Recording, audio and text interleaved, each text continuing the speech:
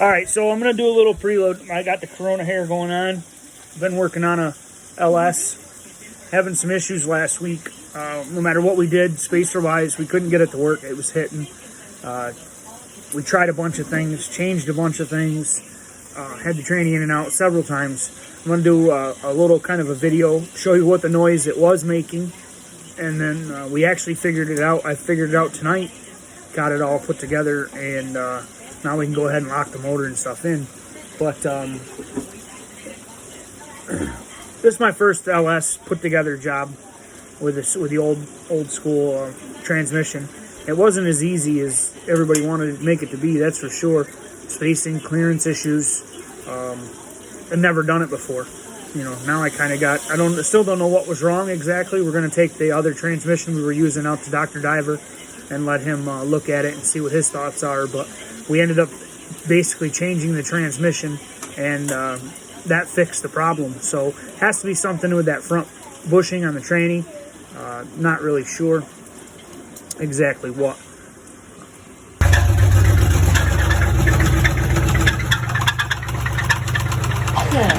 Okay, so here's our video running. You can hear the noise.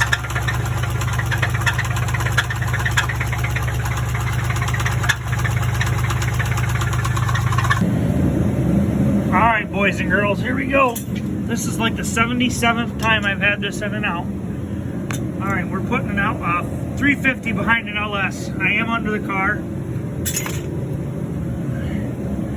because I put it in and took it out, and put it in and took it out, and put it in, and we're still having issues. So I'm going to try a few things different this time around.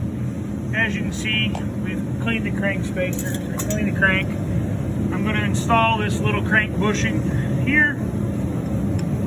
It sits in there snug. We're going to take a bed blow hammer, give it a couple taps to make sure that it's nice and seated, nice and round in there.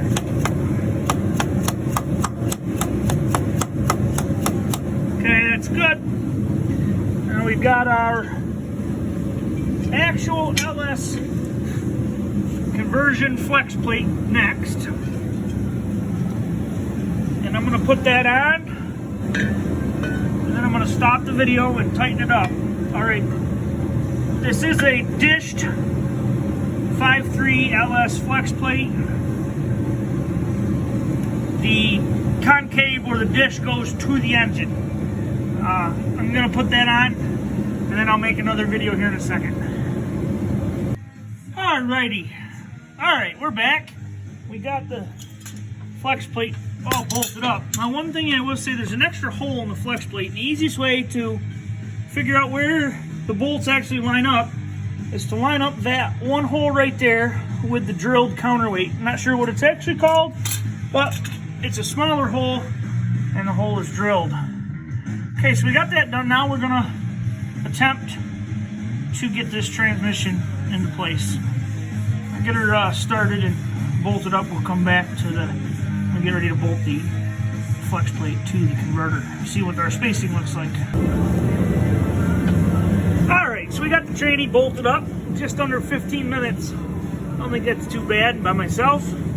I've had it out about 7 times this week though, so. Now, on an LS, you're only, to a 350 or a 400, you can only get 5 bolts in. That bolt right there isn't tapped in the LS block, so that's not going to do you any good to try to put a bolt in there. So, what we're looking for now, hold on, I'm going to kind of situate itself. What we're looking for now is spacing in between the flex plate and the bolt holes, which are right there. Alright, you see that spacing? It ain't quite as much as I'd like to see, but it's probably usable. That torque actually is going to, see that torque pulled forward a little bit? When we put the bolts in, we're going to suck that forward. Now, I have the actual LS conversion plate. You can see when let me get the light here. I actually have a 4L60E hole and I have the TH350 hole, which is right here. Can't see my fat fingers on it, right there. They're drilled. This is the actual factory, or a factory part you can buy. You can take the 5.3 flex plate and elongate the holes and make it work.